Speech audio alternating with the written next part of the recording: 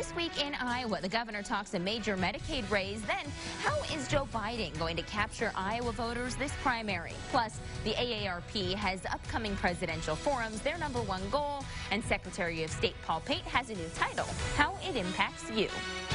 Hi, everyone, and thank you so much for joining us here on This Week in Iowa. I'm Sabrina Ahmed. We start with news out of eastern Iowa today. Former Illinois Congressman, Republican Bobby Schilling, has moved across the river and into Iowa's 2nd Congressional District. He's announced this week that he is running against Democrat Rita Hart for that seat. Schilling lost in 2012 to Democratic Congresswoman Cheri Bustos. This week, the state announced it's reached contract agreements with 2 MCOs in charge of providing care for thousands of Iowans and the coverage for that. Iowa officials are going to pay about $386 million more taxpayer dollars in both state and federal money over the next year to both companies. Governor Reynolds was asked about the increased payments to those 2 companies. A lot of that has to do with a very complex match between the local and the federal, and really how that plays out. So, if you want some more details on that, I can have either my team or Mike walk you through some of that, but that's really where some of the variances are. Iowa Total Care is the new company to Iowans. That MCO started providing coverage to Iowans on July 1st. New protections in these signed contracts are included for long-term services and support LTSS members. And the motion is denied. A proposal to create a committee to hammer out reforms on Iowa's medical marijuana program failed to get the green light from a group of lawmakers this week. Democrats wanted to get a jump start on creating a bill the governor would sign after she vetoed bipartisan legislation changing parts of the medical marijuana program earlier this year. Working with the governor did not help during this last legislative session. It did not appear that she was constructive in her engagement on the issue, or at least at a public level.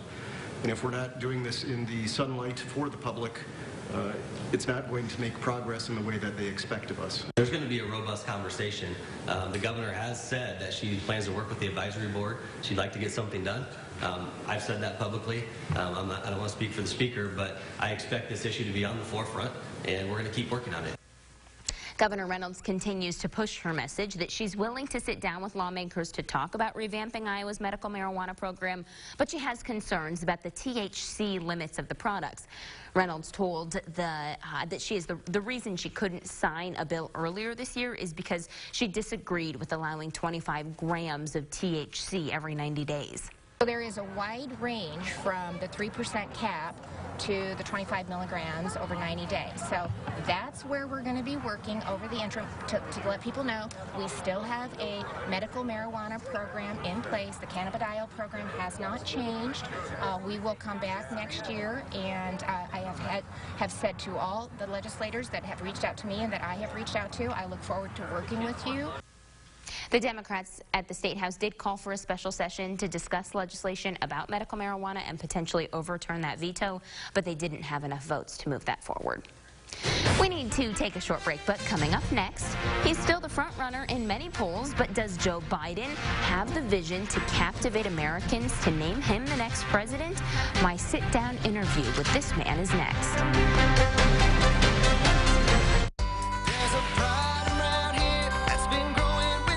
Congratulations to the Local 5 political team, awarded a regional Emmy for program Medicine in the Making. And congratulations to Local 5's Elias Johnson, awarded a regional Emmy for his work as a video journalist.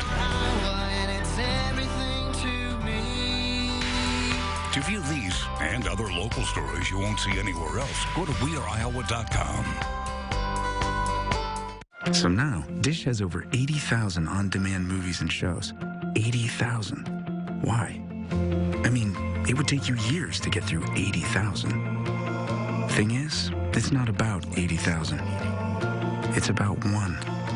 That one movie you saw that one time on a first date with that one girl.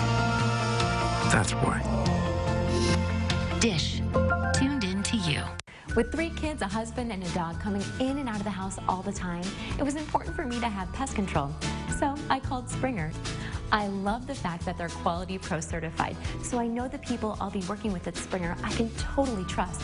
And they're Green Pro certified, so the products will be applied in a safe manner. They sent out Brian, and he was fantastic. We really trust Brian with our pest control, and our kids love him. He always brings them suckers. Mention promo code SPRINGTV for special savings. How do you win over fans? To give them something they love, something no one else can, something they can't get enough of. And then you give them more. Hurry in to see why Ram has the most loyal half-ton pickup owners during the Ram Summer Clearance event. Now get 20% off MSRP on select 2019 Ram 1500 Classic models in dealer stock. Name recognition is certainly not an issue for former Vice President Joe Biden in the 2020 race for the White House. Rather, he's the frontrunner and the one to beat. I sat down and asked about that on the 4th of July at the Iowa Cubs baseball game. Well, that's true. I mean, that's a better position than being the other way around. But I think you do it by making your case about the future. About, you know, I go around Iowa, and everywhere I go, people want to talk about health care. They want to talk about this crazy trade war the president has us in. They want to talk about whether or not we're going to, what are we going to do about rural education. You know, it's about how we provide, how we lift up the middle class, how we build the middle class. Wall Street didn't build America. Ordinary Americans given an even chance to build America, and they're getting clobbered. You mentioned the naturalization ceremony that you got to take part of. You watched the first pitch after that happened. But as you see these immigrants who are becoming United States citizens, there's this huge issue on the border. How do you balance border security with also the understanding that the only way Iowa farmers are going to survive is if they have migrant workers who can come and work on their farms? By remembering who the devil we are. We're in a situation where when I was vice president, the president put me in charge of dealing with El Salvador, Honduras, Guatemala, and what you saw was a much more orderly transition. And what we did was making sure that people who are seeking either green cards or people who are seeking the ability to actually migrate because they're under oppression, and they heard their cases, but now we're stacking people up. We are pulling children from their families. We're separating families. We're making a situation where it makes us look around the world terribly. And so what we should be doing is we should be providing for access to people to join. Can you imagine you're on the border and you're 4 years old and say, "Mommy, I'm not crossing. I think it's illegal." Come on. And we have to provide a pathway for citizenship to people. And so, but people, we still need border security, but smart border security. Drugs aren't coming through over the fence. Drugs are coming through the portals of actual entry. And we have the capacity to be able to use everything, very modern technology. We can lay on top of a great tractor trailer coming through, essentially a giant x-ray machine, and know what's inside. And we're not spending money on the things that make a difference. You mentioned agriculture. You also mentioned the trade war that Iowans are having to bear the brunt of. But of course, we know that China's a bad actor. So how do you find the compromise there? We got to make it real clear. We're going to deal with China the way they deal with us. So if in fact they're say if you invest in China, you have to give 51% ownership in China. That's how they steal everything we have. So okay, you want to do that? You can do the same thing here. You can't invest here unless there's 51% ownership. Just make sure you deal with the problem. The problem is not farmers, not only in your state, but soybeans in my state, all across America. That's not the problem, and they're getting killed. And look what's happening now. You know, right now, my guess is by the time you air all this, John Deere is going to be in a hell of a lot more trouble than it is now. What we're doing, and the way we have to deal with China, is not alone. Is get the 50%, 40% of the rest of the world who knows they're bad actors and get us to act in unison. In unison. That's how you do it. Otherwise, China's going to continue to run. Either they're going to set the rules or we're going to set the rules. And the only way we set the rules is bring the rest of the world along. You also said that healthcare is a huge issue that you hear on the campaign trail. Our open healthcare market is completely unaffordable if it's not subsidized. Exactly right. So, three things. Go back, number one, and don't destroy the Affordable Care Act, Obamacare. Build on it. If I'm President of the United States, I'm going to put back in place all those things that all those things that Trump stripped away. And then provide a public option, because now we can get that done. The public option says whether you have private insurance or you have insurance through your health care, through your employer or union, if you want to keep it, you can keep it. But here's what happens. Anybody who doesn't want to keep it can buy into the exchange in an affordable way, subsidized, to be able to have a Medicare-like proposal. And the fact of the matter is, people who are those people who qualify for Medicare but don't have a Medicaid but don't have access to it, they'd be automatically enrolled, automatically covered. Because in the way you know that is if they qualify for food stamps, they qualify for public programs, they're automatically enrolled. And that would get 99% of all the people enrolled, and it would not, in fact, do anything other than reduce cost, reduce prices, and take on the drug companies. Drug executives, some of them deserve to be prosecuted. The opioid crisis, my God, look what's going on. My final question for you is, how do you set yourself apart from the Obama administration? I don't know that I've ever really heard you say that you strongly disagree with something that happened while you were vice president. So how do you ensure that you are your own? As vice president of the United States, I had the president's back. And the reason why we were so close and became such good friends and he gave me so much authority is because he knew I wasn't going to get out and write a book about where we disagreed. There's a number of places we disagreed on in terms of tactic, not strategy. But here's the deal. That was yesterday. It's today. What are we going to do today? And so for me, from my perspective, it's about building on what, in fact, we did and deal with new issues. And they're really substantially different issues that we're dealing with today. And so what I hope to do is go out and debate in every county in Iowa here the differences I have with my opponents about what to do in the future. That's what this is about, not the past. We continue to talk about the campaign trail when we come back. Every rider has a story. For some, it takes an unexpected turn. But you don't have to face it alone. We're the first call riders make when they're injured. If you're injured in a motorcycle accident, call 1-800-LAW-TIGERS, Iowa's motorcycle lawyers. Get We Are Iowa's most accurate forecast from Local 5. Weekday mornings with Hatfield and McCoy on 92.5 KJJY. It's not just a game. Sports taught me so many great lessons. It taught me how to fail. It taught me how to work hard. Changing our character. The imprint that he's made on that town, I don't think it'll ever die. Inspiring lives. Watch at weareiowa.com. McKenna Hassey here. I think I'll be the fastest driver at the Rockin' Prevention Golf Classic at Blank Golf Course, Friday, July 19th. Come on out and help some kids and see if you can keep up with me. The 13th Annual Rockin' Prevention Golf Classic at Blank Golf Course, Friday, July 19th with an 11 a.m. shotgun start. Registration starts at 9:30 a.m., dinner at 5 with a really fast and terrific speaker. Have fun, help some kids. Rockin' Prevention. Hi, I'm Meredith Vieira, and I'm here to tell you about my new game show. It's a really funny word game with lots of celebrities. What? Sorry, Meredith. You have to do it in 25 words or less. And the grand prize each day. Really? Are you kidding me? Those are the rules. This is ridiculous. I'm out of here. I'll see you in the fall. 25 words or less. Premiering this fall with your host, Meredith Vieira. Yeah, we'll see about that. You're watching This Week in Iowa, Sunday morning talk focused on the political scene in Iowa. Welcome back, everyone. We are continuing our conversation about presidential candidates. This time, a series of forums held in part by the AARP. Joining me is Julie Betts from AARP. Thank you so much for being here. Thank you for having me. Okay, so talk to me about these presidential candidate forums that are being held throughout the state over the next few weeks.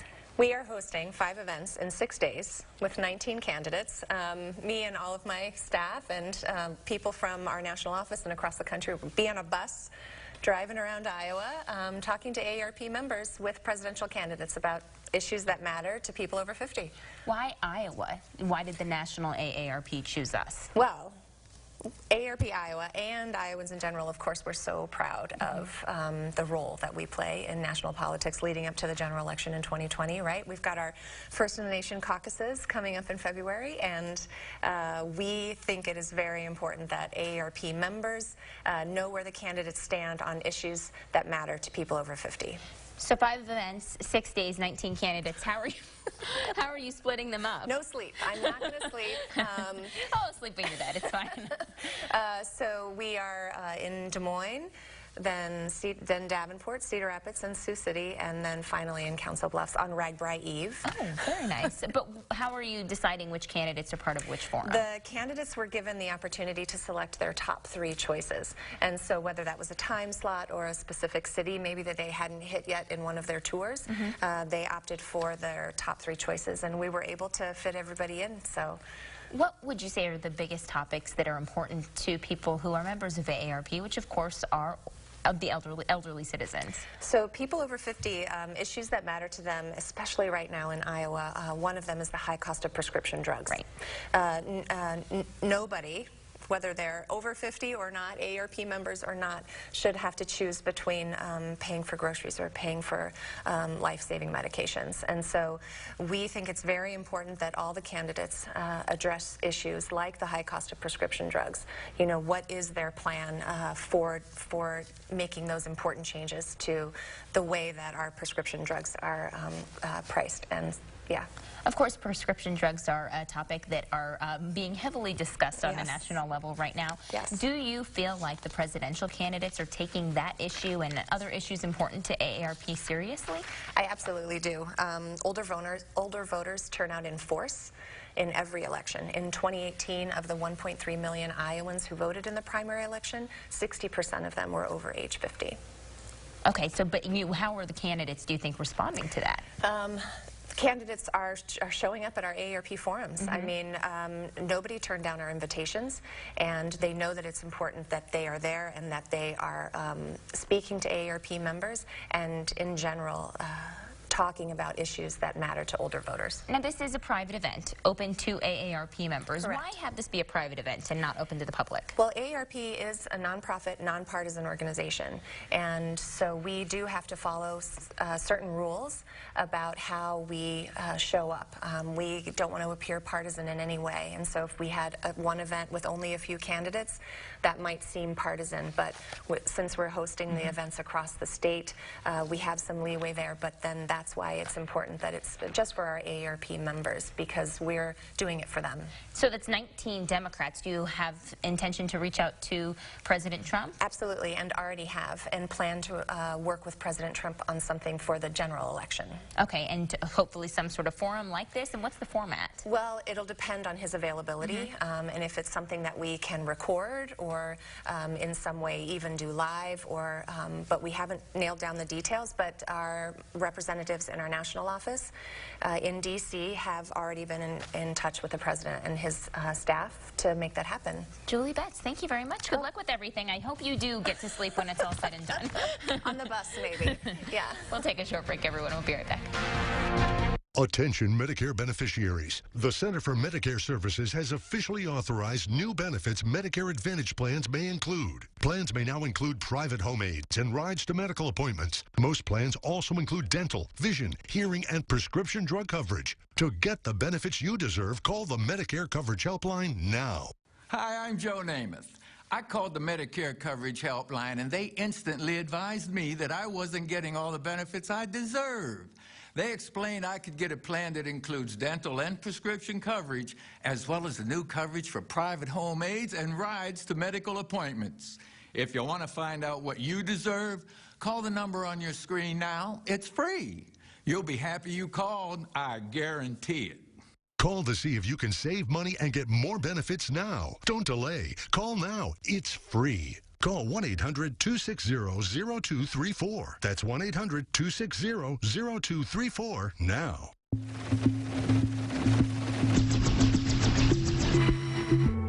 Doctors, Batatas, Ismail, David.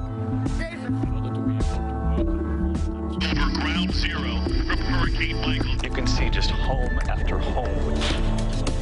David, thanks very much. This was your view. My favorite view. Thank you very much. We want to talk about the ups, the downs. We want to talk about who we are. People are people. We have more in common than we have different. Someone in Illinois is going through the same thing as somebody in Alabama. That's life. I love what TV can do. It's the power of sharing your authentic journey. So let's talk about it.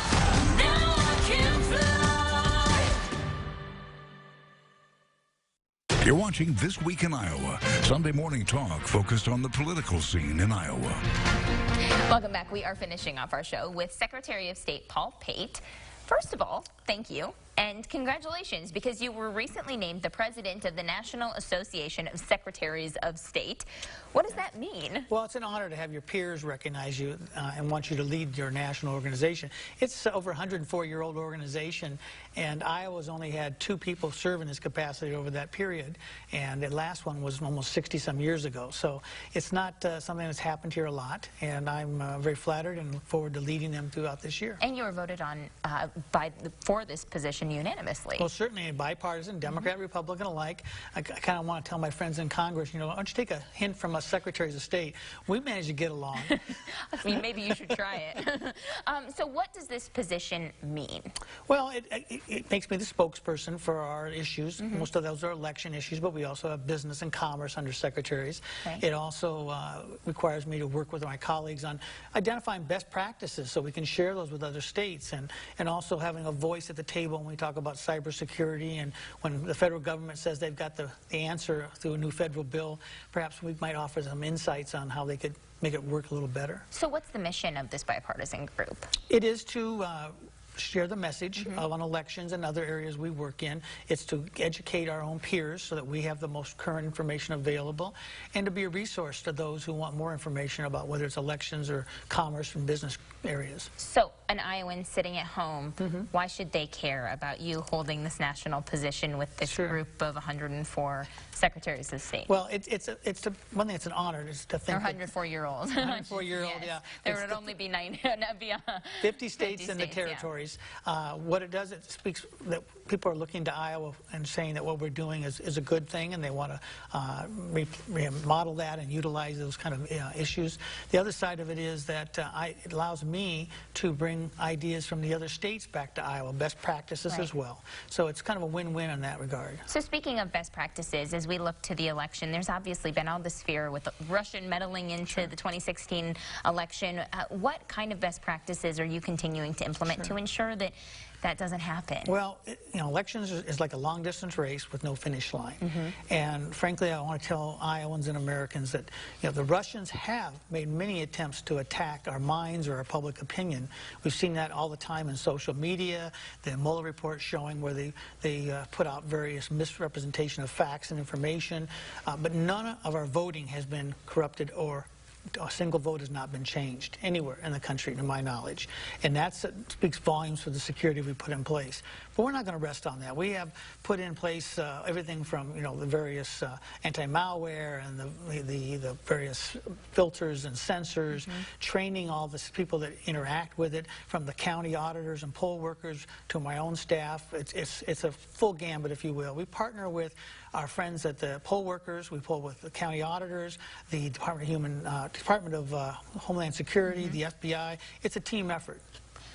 So I know that you deal with elections, and that's not the caucuses. Those are two different things. But as the Democrats are looking to the caucuses in February, and now they're expanding their caucuses to a virtual caucus as well.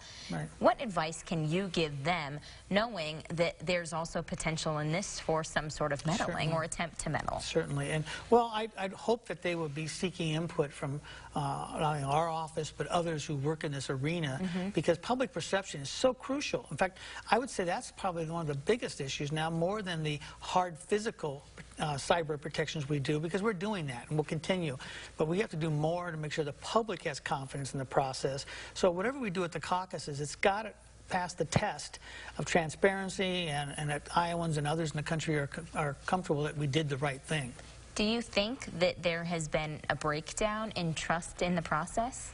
Well, I think there's a lot of people putting rhetoric out there that could cause that. That's why I said we need to work better at a unified voice of reminding people that we will vote by paper ballot, that we have all these elements of protection in. The last thing any of these candidates running for president should be saying is that you can't trust the results, because then we'll have people saying, well, that's not my president, or that's not my governor, and that's not the message. We have good elections in the United States and here in Iowa, and that's what I want to make sure they understand. We also need to remind them when you hear these stories of information, take the source into consideration. I'm very careful about telling them, don't just Google it. You really need to know where it's coming from to make sure that it's not something that some propaganda machine is putting out. So what would you say is the best resource to understand exactly what has happened in previous elections and what's going to happen in the future? Well, the safest one is your local county auditor, the election person, and my office as well, the Secretary of State's. And then I think let's stay with our mainstream media. Do you get it right all the time? Maybe not. No, I mean, in fairness, no, absolutely. But there's so many of these groups who create themselves as a blog site or create some name of, a Greater America, whatever, and it could be just one guy in the basement working on a computer. So we have to really be careful about where we're getting the information. That's where we see the Russians and the Chinese and the Iranians and others. They're really playing to that. All right. Thank you so much for being here, and congratulations on your new post again. Short break, everybody. We'll be right back. I started a tiny investment firm in 1986 and grew it to $36 billion. In 2010, I signed the Giving Pledge to fund good causes.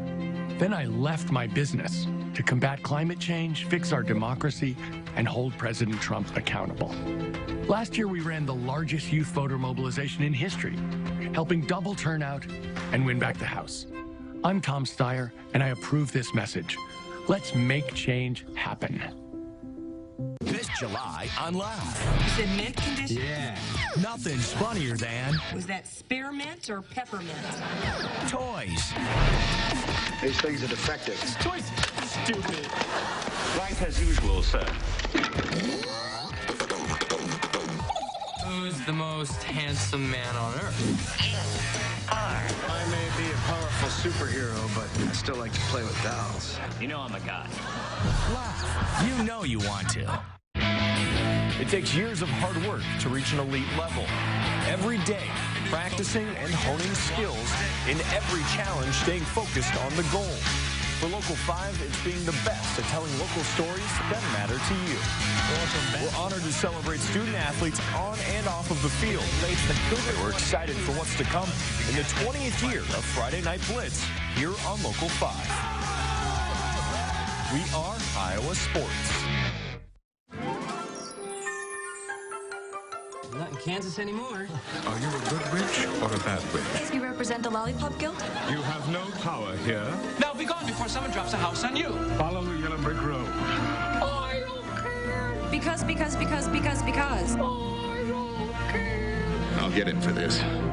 And his little dog, too. There is no place like home. And for great TV, there's no place like Cozy TV. Thanks for joining us here on This Week in Iowa. We hope to see you again next Sunday.